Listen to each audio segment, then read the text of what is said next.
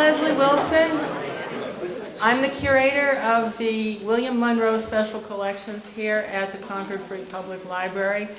Tonight's event, the opening of the exhibition Bill Anderson's Concord, A Photographic Legacy, is sponsored by the Concord Free Public Library trustees. On their behalf, I am very pleased to welcome you all here. The gallery show that we're celebrating this evening was curated by Kristin Emerson, one of the 4 children of photographer Bill Anderson and his wife Mary, from a family archive that includes images reflecting the many aspects of her father's photographic work here in Concord. Some of you, probably many of you, remember Bill Anderson. He grew up on the Frank Wheeler farm at 9 Acre Corner, and he caught the photography bug from his mother, Esther Howe Wheeler Anderson, who was a gifted photographer with a particular eye for the landscape Thoreau had known. An aerial photographer in the 1940s, Bill Anderson went on to establish Anderson Photo, which operated in Concord Center until 2010. His work touched the lives of his fellow Concordians at key personal, family, and community moments. He captured local people, private and public ceremonies, and slices of the evolving physical and social landscape. His photographs still resonate even for people who did not know him personally, because they convey the feeling of life in 20th century Concord with insight, humanity, artistry, and immediacy. I hope you'll all take some time this evening to go upstairs and do a sneak preview of the exhibit, and then come back at a later point when you can really spend some time looking at all the photographs. It's a little crowded at these events, so. The exhibit will be in the gallery through October 30th, so you have some time. I'm so pleased that Kristin Emerson is here tonight to share her thoughts on her father's photographic legacy, of which she, as the keeper of a significant archive of Bill Anderson's work and Anderson family photographs, is a devoted steward. Having grown up and gone to school here in Concord, Kristin studied classics at the undergraduate and graduate level, then took a position in the Greek and Roman department of the Museum of Fine Arts in Boston. In 1982, she became part owner and the manager of Anderson Photo, fulfilling those roles until 1996. She has subsequently worked at managing the Anderson Archives and founding and running the Emerson Image Bank and the Snug Harbor Gallery in Duxbury. Over the years, members of the Anderson family have presented the library's special collections with major donations of family papers. Kristin was kind enough to speak here in 2012 at the opening of a special collections exhibition on farming at 9 Acre Corner, which drew heavily on these gifts. Additionally, in 2006, through funding from the library trustees, I was able to purchase from Kristin's brother, Bill Jr., the extensive slide collection of their grandmother, Esther Howe Wheeler Anderson. The presence of all of this Wheeler and Anderson family material in the library makes the exhibition upstairs and tonight's program especially meaningful for those of us who work with the historical collections here. Please join me in welcoming Kristin Emerson.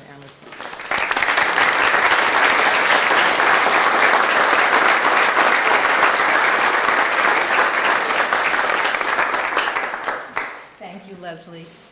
And I want to thank the Board of Trustees. I know Sandy Smith is here, I'm not sure who else, for keeping the standards high on this library and making events like this possible. And I want to give special thanks to the Special Collections Department. Connie Manoli managed the logistics of this right from the start. And Leslie has been so generous with her interest in Bill Anderson and also in the Anderson Wheeler story in general. And with a family that has a lot of branches and more branches every day, it's so reassuring to know that the story is safe and secure here for now and then also in the future. So that's really a big deal. And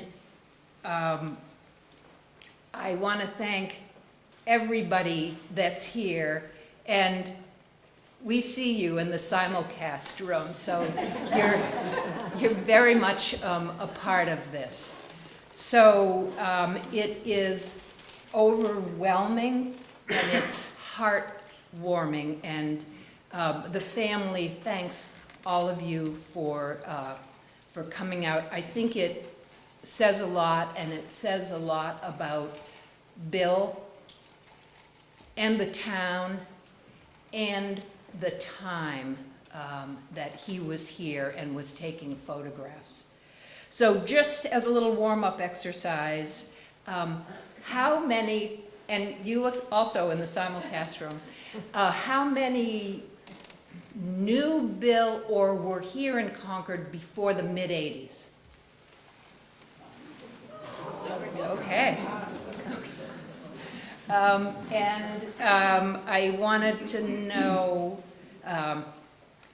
actually, just sidewise, there is a whole nother Wheeler event going on in West Concord, a celebration of the Harvey Wheeler building.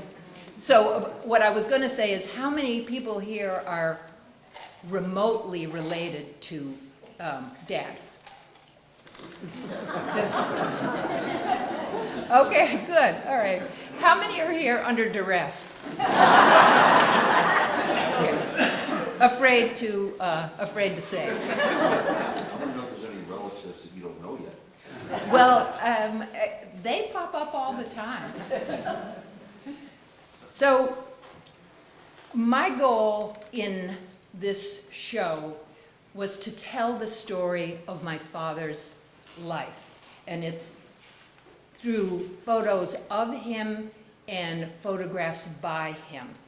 And it's a straightforward story. A boy grows up to be a handsome and honorable young man, joins the Marines, comes back, marries his high school sweetheart, and sets up a business in his own hometown. And it's a good story.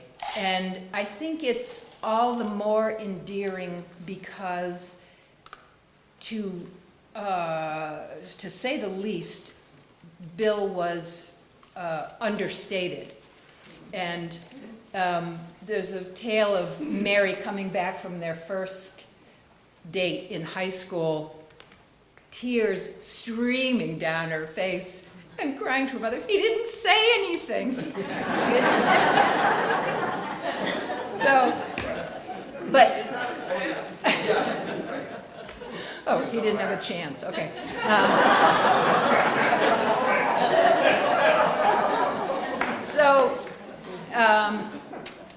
He was, and you know this if you knew him, he was extremely quiet.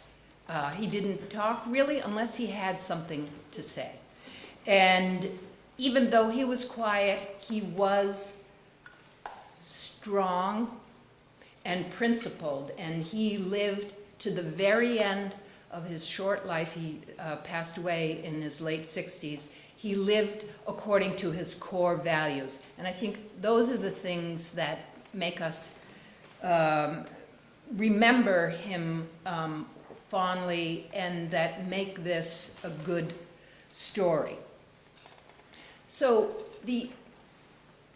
that story gets amplified by being inextricably bound with Concord in a couple of ways: by blood, by the location of his business, and by the nature of his business, photographing the town.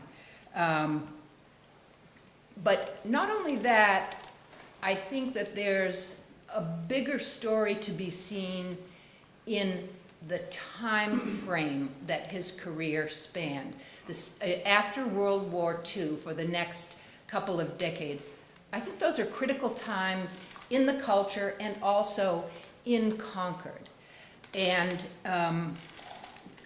also, there's something to be thought about and examined in the history of photography that time frame was a critical time in the history of photography. So since we're in a library, I'll confess that I've never belonged to a book club. Although I should correct that. I was in a two-person book club with my husband, but I got kicked out because I read too slowly. But I have read in books, you get to the end and they say, here are some good things to discuss at book club. So those items, I think, are those sort of topics that come up when you view the exhibit. So what I want to do is just take a quick, as fast as I can, look at those topics that I just named. And the first one, which Leslie kind of went over, but so I'll go over it very quickly, was his bloodline in this town. And speak in the microphone? Oh, are you, oh, fine. Start over. Okay. Don't anybody, including you over there in the other room, don't be afraid to raise your hand if you didn't hear what I said, and except for my brother. All right. Anyway, what I first wanted to talk about was the Bill's bloodline, and I thank you for your indulgence on listening to this, but through his mother, Esther, he was a Wheeler. Now, the Wheelers were some of the first people in town, and they went out to White Pond and 9 Acre Corner, and they sunk roots. I mean, deep roots. And the branch that Leslie also mentioned, Frank Wheeler, they settled into the big yellow farmhouse that's at the corner of 117 and Sudbury Road. And a branch of the family is still there. But Frank Wheeler developed a very successful farm there. And just a side note, well, it's not a side note, it's critical to the story. He married the girl next door, Lucy Brigham, and Brigham Farm is still there, and I really, this is a shameless plug. If you want to drink in Concord history and the roots, go out to Brigham Farm. It's the real deal, and it's been here for a long time. So back to Frank and Lucy. They created 6 daughters, every farmer's dream. But and the second to eldest was Esther, and I don't think you would ever overstate her power and her strength. She ended up taking over the farm when her parents died early. So that's the scene out in the rural, one of the rural parts of town. Meanwhile, in the mid-1800s, whoops.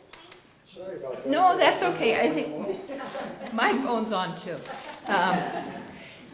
Okay, mid-1800s, there's a wave of Norwegians, which you all probably know.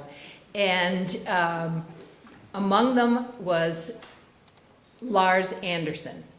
And he worked and ultimately bought a building right smack dab in the center of town, which I'm sure most of you, if you raise your hand, remember Anderson's Market, which is also still in the family, and that is an amazing fact to have a family business last. So I urge you again, shamelessly, to go down to Main Street Market and Cafe. Anyway, back to Lars. His son, Leslie, was making a delivery out in the farm area, and he met and married Esther. So, and they, that is what I would call a merger.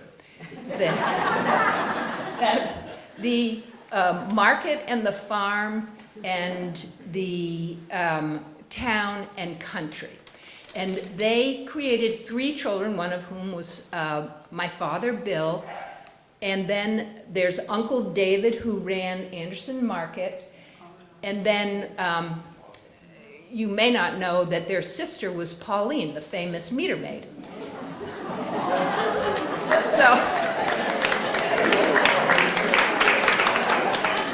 So that's, I feel that's an important background because you can see there was, wild horses could not pull Bill out of Concord. And another important thing to note right here is that Esther, I'm going to use the word obsessed, and that might be weak, was obsessed about photographing every step of these kids' lives and life on the farm. And and she put them in albums. That was really wonderful. So she documented the whole thing. In her spare time, she also, as Leslie noted, she photographed in the woods and the fields of Concord, and she took pictures of natural phenomena that matched entries from Thoreau's journals. And she showed these slides around New England, and she read the corresponding quote. And that's called Thoreau Country. And there is a book that my brother put together that shows the photos she took and the corresponding quotations.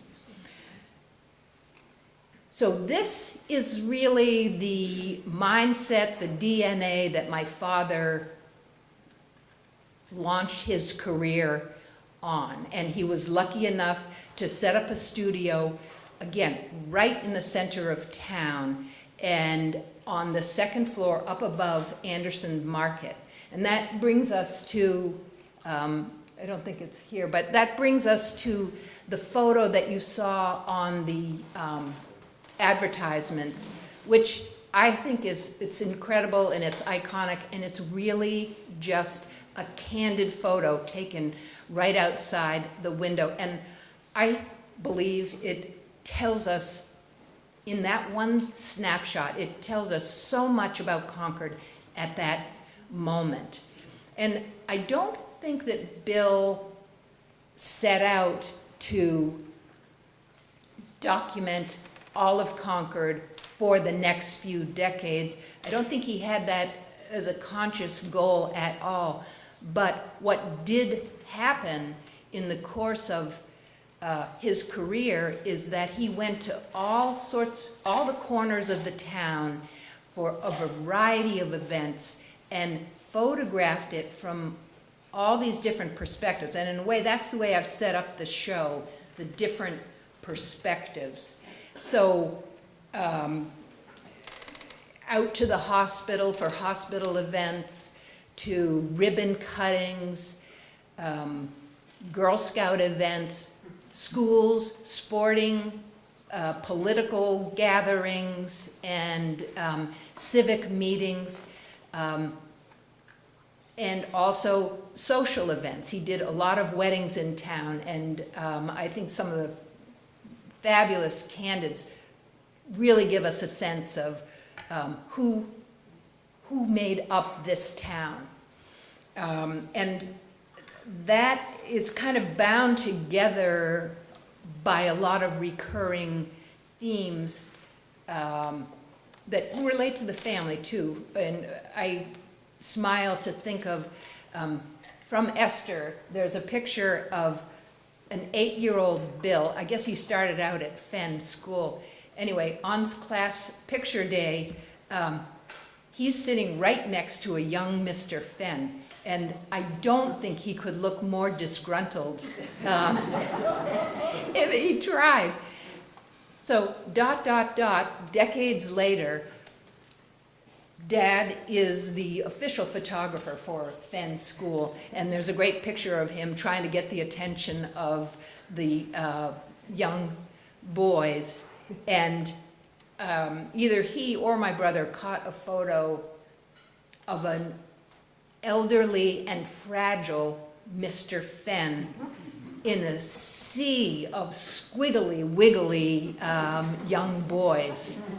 So, and in the family there are a lot of traditions, and my grandfather belonged to Rotary, so there's a lot of pictures going back from then, and my father, and I did, and my brother Bill, and now the grandson. Are you still in Rotary? Okay.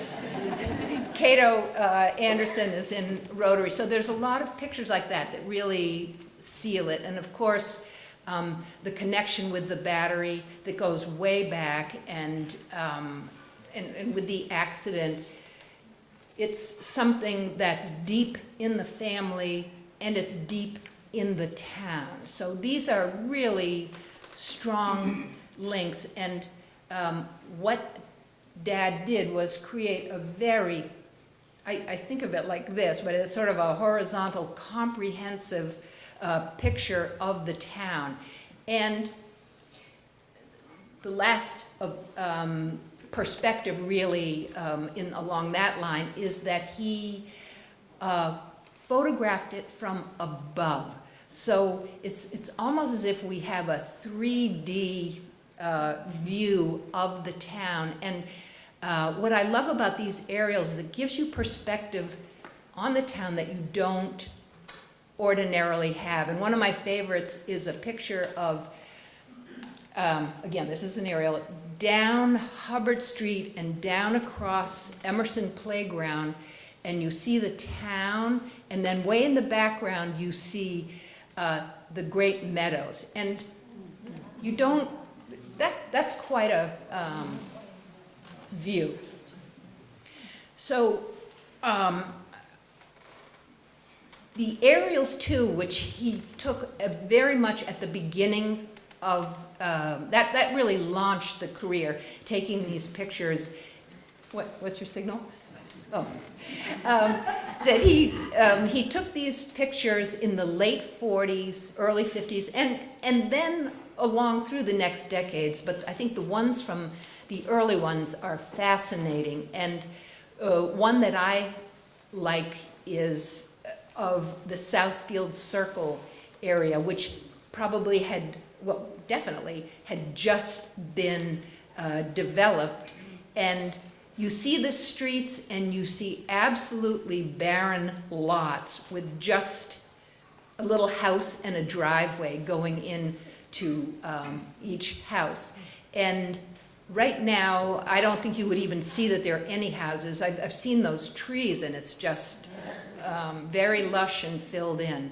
So what these early aerials did was start what I like to think of as sort of a vertical coverage of the town, a chronological coverage. And back in the late 40s and going into the 50s, what he's recording is a big burst throughout the town in terms of neighborhoods and schools. You'll see a brand new Alcott, a brand new Ripley, and a brand new CCHS.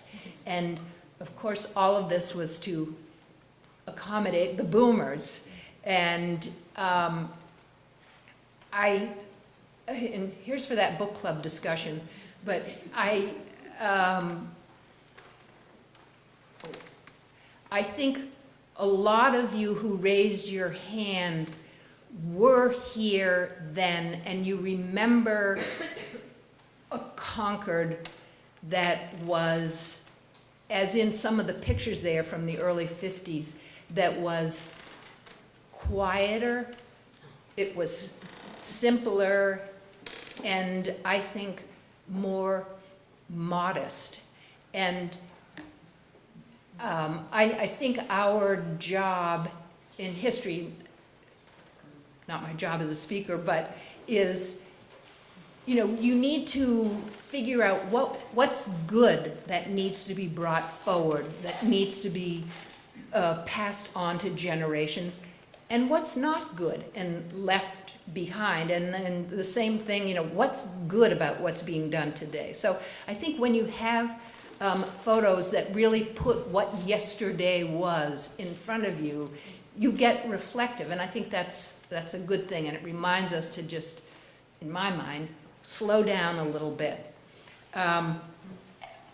So Bill had a front row seat for the development in those decades after World War II, both in his studio up over Main Street and then again the shop on Walden Street. So you almost didn't even have to go out, and as I say in one of the labels, he could watch the parade go by, and there were literal parades and then just the figurative parade of people coming and going. And you could see, one of my favorite photos here, the absolute carefree glee of the cheerleaders and the drum majorettes, and then the kind of coy look of teenage boys leaning against Woolworths. And then, we see the 70s styles come in. And I will note that my brother Bill came and worked with my father in the 70s, and a lot of photographs were taken by Bill. And many of you, if you're on the internet, he has great movies of things that were going on in the 70s. And I think Dad was glad to have that extra pair of eyes around, not hands. But, so that brings me to the phenomenon of the camera shop, and really in those decades, the photography was an intensely popular hobby and habit, and people, probably many of you, would bring your film to the shop, and you would come back a few days later looking to pick up that yellow bag and just couldn't wait to get in there to see what was what. And of course, you would be very happy if the person behind the counter kind of said, "Oh, is that your new grandson?" Or, and you would share it. You would just love sharing with anybody that was there, and you'd be happy to say, "Oh." And I do have to say that nobody was better at this than Linda Anderson. If you needed somebody to sympathize with you because you just lost your puppy and you had a picture, Linda gave that shoulder. And if you needed somebody to just be so excited about your brand new baby, she did that. And that is what the shop really was about, that physical, tangible feeling of, it was a tangible feeling and a communal feeling. And of course, I think Bill lived vicariously. He wasn't outgoing, but he loved the fact that it was a social event, and he would be around the corner behind the scenes, and there would be people that would come in. I'm not going to name any names, but Nan Ellis, and she would come in, and there would be perfectly knowledgeable clerks at the counter, but no, I have to see Mr. Anderson. So Bill would come around with a twinkle in his eye, of course. But he would come around front, and she'd say, "Bill, I need some AA batteries." So, but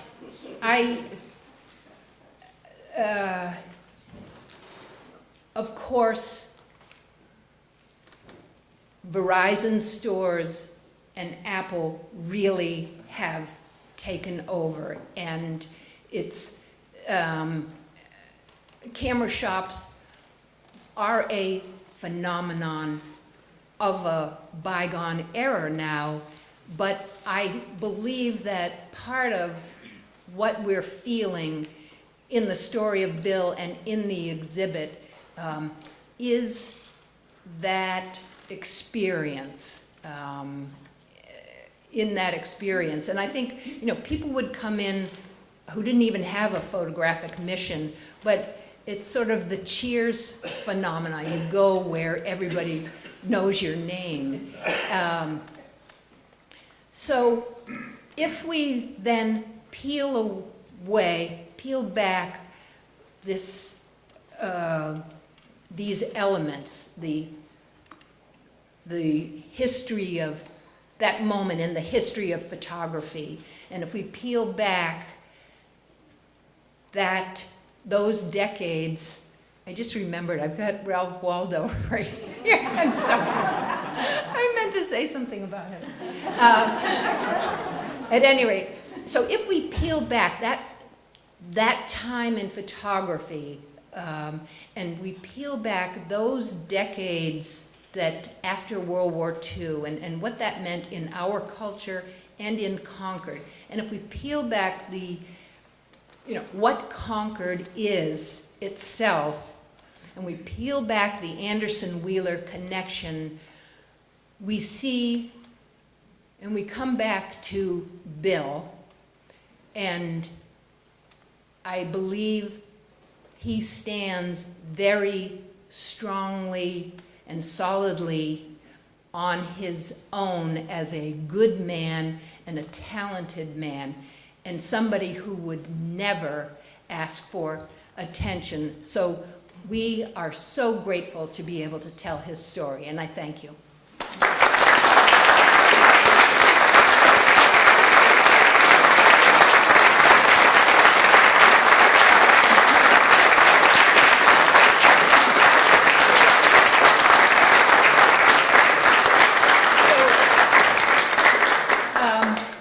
My husband didn't have to do this.